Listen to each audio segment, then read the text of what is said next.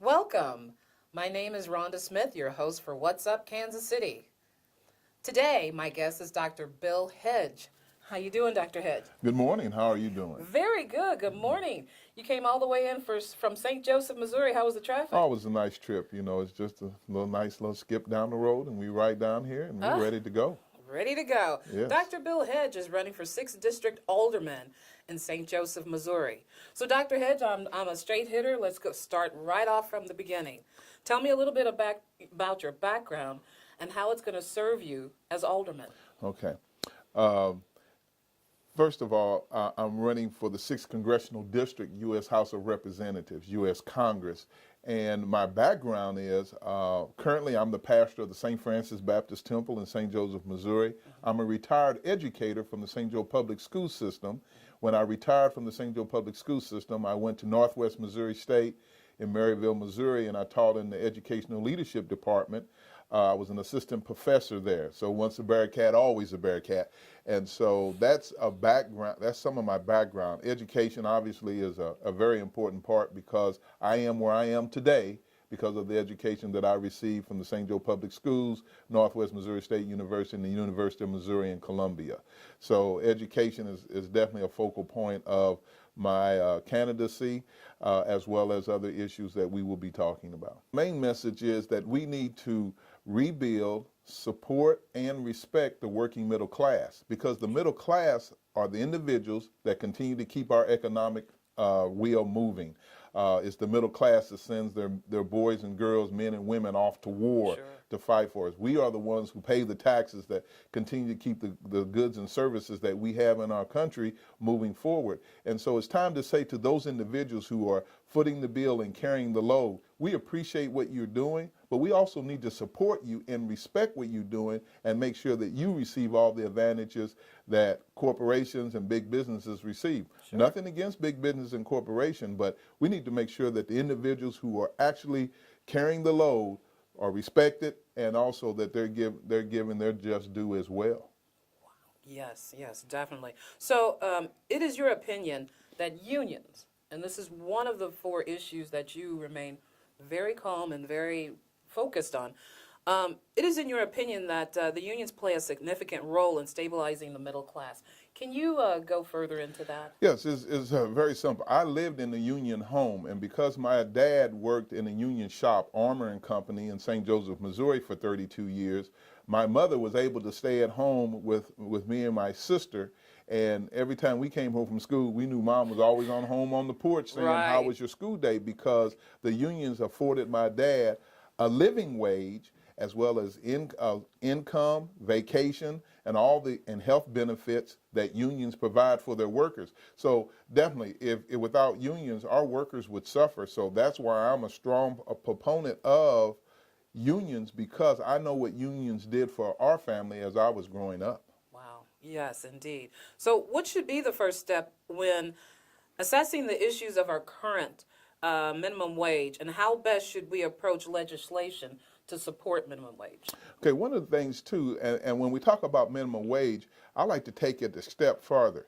We don't need just a minimum wage, we need to have a living wage, because what it takes to live in Kansas City may be different what it takes to live in Atlanta, Georgia, or San Francisco, California. Right. We need to provide a living wage where individuals who go out every day, work hard, are able to feed their families, put roofs over their head, clothes on their back, send their children off to college. We need to make sure that if the husband and the wife decides to stay home, that husband can go out and have a job that pays a living wage to allow the mother to stay at home, or if the roles are reversed, the same way. But here's something else in our community. We know in many of throughout our community that women are head of the household. Yes. So why don't women have a living wage as well? Because they may choose not to have a husband, they may choose not to have children, but should they not be paid the same wage as a man doing the same job? So they should have a living wage as well. So the issues of the living wage is not just for men, but it's for men and women who decide, if I have a job, I need to make sure that it's able to take care of what I need to take care of as a person who's working every day, going out hitting it 40 hours a week. and be able to take care of myself. And that's where the difficulties have. The people who want us to work for $7.25 an hour are people who don't work and live for $7.25 an hour. There you They go, want yeah. you to live on $7.25 an hour, and it's amazing. They'll say, "Well, we'll try it for a week or try it for a month." Well, why don't you try it for 10 years? Right. Try it for 15 years and see how well you do on a minimum wage job. One of the other fallacies you have about the minimum wage job is this: well, the minimum wage jobs will cost jobs, and people can't afford it. We've raised the minimum wage 29 times in our history. And each time we've done that, the economy has continued to grow. And that's why it's my belief and philosophy that when the middle class, working middle class wins, we all win. That's why we need to have a living wage to make sure that people are paid a decent wage to take care of their families. Wow, that's you said a big statement, and basically equality for women at being the head of the household. I'm taking a deep breath, and on the inside, I'm doing this. Okay? Awesome. That is just awesome. So you have stated that the centerpiece of your campaign is truth. Explain that. Well, one of the things that we have to understand, and when I think about from my position, definitely as a pastor, you go to St. Matthew 25, and the question is asked, when I was hungry, you fed me. When I was thirsty, you gave me a drink. When I was sick, you came to see about me. When I was even in prison, you came and visited me. Right. And the question was asked, when did we do that? Well, when you do it to the least of our brothers and sisters. And we have individuals who work hard every day. Every day. They're still hungry. They still need something to drink. Some people need places to live. And so when we talk about the truth, what are we here for as congressmen and senators? We are there to provide for the constituencies that put us in office. And if we're not working for them, we ought not be there. Right. And so that's when we think about the centerpiece of our campaign and we talk about the truth. The truth is we're supposed to represent the people who sent us to Washington, D.C. Right. That is not happening. And that's the reason why I'm definitely a candidate for the 6th Congressional District in the state of Missouri, because I want to represent people who will put me there to be their voice, to speak up, speak out, and stand out for them. Right, right. So how does your tenure as a college professor, along with your experience in ministry, help your perspective regarding the needs of the people of the 6th Congressional District? Well, when you think about our young people, and again, education is such a big part. When a young man or woman graduates from college and they have $100,000 in debt, that does not make sense. It doesn't. It's unrealistic. But that is what's happening every day. And so one of the things, if you look at who do we invest in? Do we invest in our young people? Do we invest in even older individuals? They call them non-traditional students. A student's a student, right, but that's what they want to call them. But think about this. In the first Iraqi war that President Obama got us out of, you know how much we spent? We spent $25 billion on that war that was supposed to be paid for by, the oil that we was going to get out of the country. Well, that's debatable. But the point is, we spent $25 billion. Can you imagine what $25 billion could have done if it was invested in our young people in the educational system, in the Department of Education, to be spread out along young people who are in college that eventually are going to contribute to our society? They're going to be the new thinkers. They're going to be the new innovators. They're going to be the people who are going to keep our economy running. But yet, when they get out of college, the first thing they're worrying about is, how am I going to pay when I get that loan from FAFSA or from my student loan? How am I going to pay that? I don't even have a job. Right. So we should be investing in those young people, because those young people are definitely going to do some very creative things for us. So and my position as a pastor and my position as a former educator is, how do we allow people who are going to be beneficial to the community in which they live?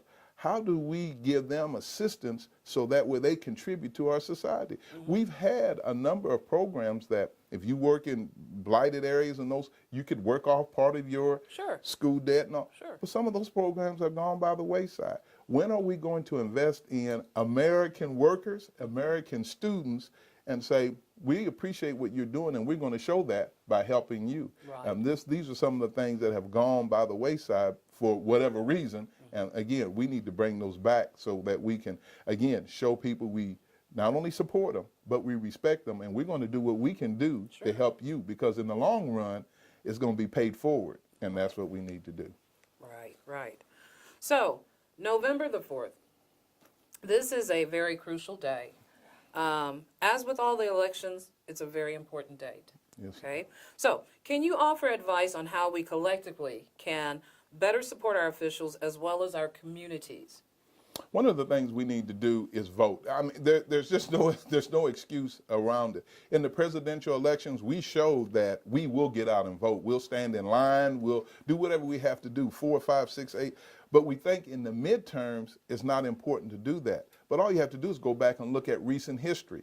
When President Obama won in 2008, everyone thought that we're going to be in the land of utopia. Everything's going to be great. But in 2010, when we did not, or a majority of people did not go and vote, we see what we have now in our House and Senate. And what has it done? It has created a quagmire, gridlock. Nothing is positively could get more positively could have gotten done, because President Obama has done a great job, even in spite of everyone fighting, not everyone, but the majority of people fighting against him.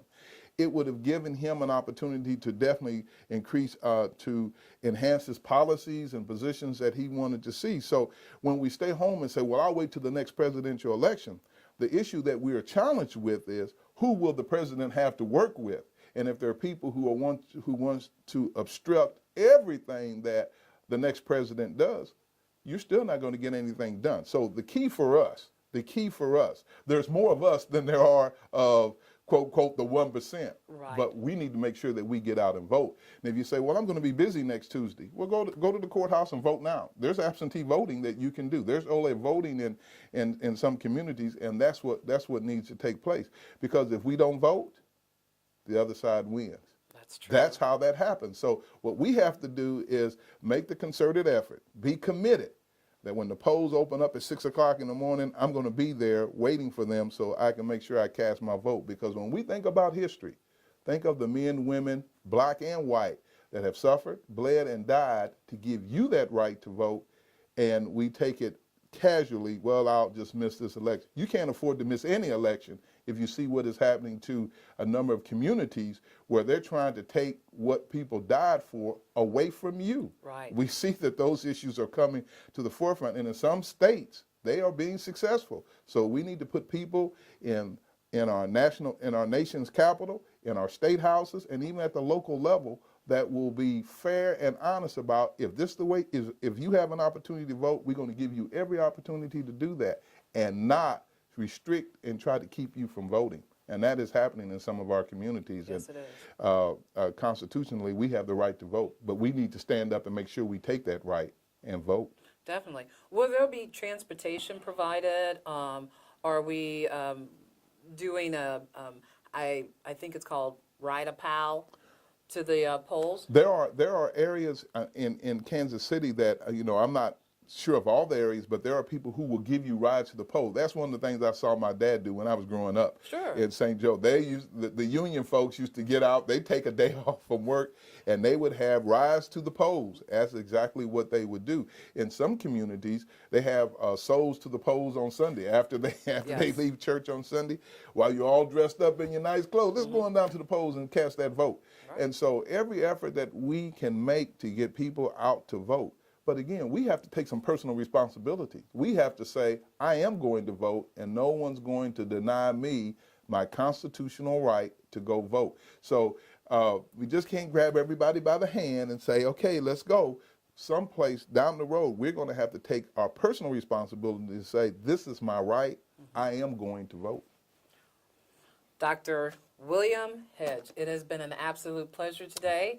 Dr. Hedge is running for 6th Congressional District in St. Joseph, Missouri. November the 4th is an important day. We're not voting for the presidents, but we are voting for rights that are out there for us. So it's very detrimental for everyone to show up at the polls. No excuses. You've got rides, you've got buses, you've got everything that is made available for you in your community. Again, Dr. Bill Hedge, thank you so much for showing up. And thank you for having me. I really appreciate it. And remember, cast your vote, because that is the way we show our democracy, when we stand up, stand out, and go vote. Yes, sir. Thank you. And remember, one day at a time. Thank you.